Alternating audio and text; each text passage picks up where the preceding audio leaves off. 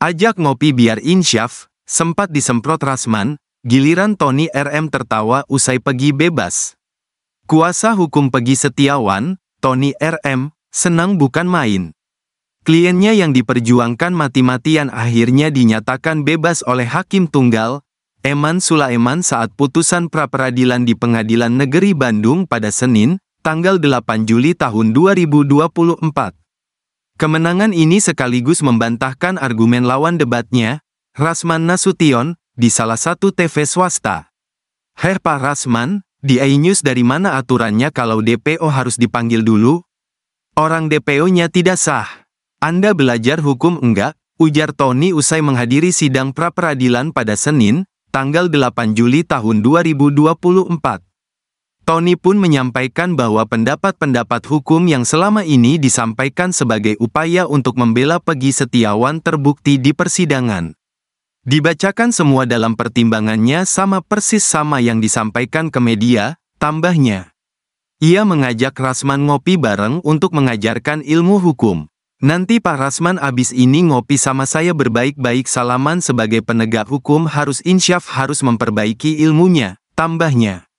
Sebelumnya dalam perdebatan sengit di salah satu stasiun TV, Rasman menyebut bahwa normalnya DPO harus dipanggil terlebih dahulu sebelum ditangkap. Namun, karena ini dalam keadaan yang mendesak, penyidik bisa langsung menangkap ketiga DPO tersebut. Saya lihat ahli yang didatangkan itu dia kelabakan gitu, dia mengatakan bahwa seseorang dipanggil 3 kali, itu kan dalam keadaan normal. Ini tidak normal. 3 DPO, jadi ada force majeure istilahnya, sehingga harus dilakukan cara-cara cepat dan tindakan yang terukur maka ketika diperiksa dari keterangan para terpidana, yang berubah-ubah ini mengerucut ke satu nama, ujar Rasman. Mendengar penjelasan Rasman, Tony RM tertawa tak percaya. Jadi Bung Rasman, silakan di peraturan mana kalau DPO itu harus dipanggil dulu?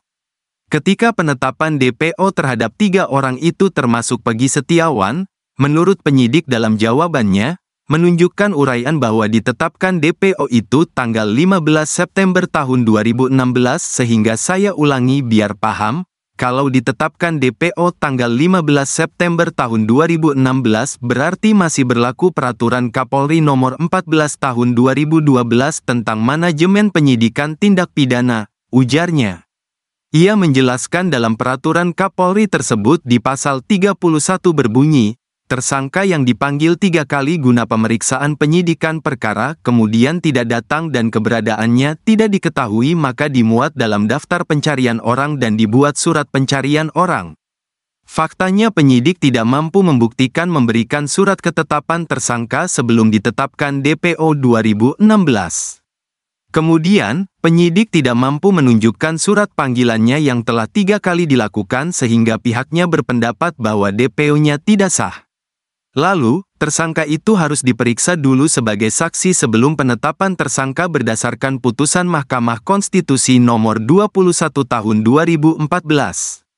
Penyidik juga tidak mampu membuktikan bahwa Pegi Setiawan telah diperiksa sebagai saksi. Sehingga tindakan penyidik dalam penetapan tersangka ini bertentangan dengan putusan Mahkamah Konstitusi Nomor 21 Tahun 2014.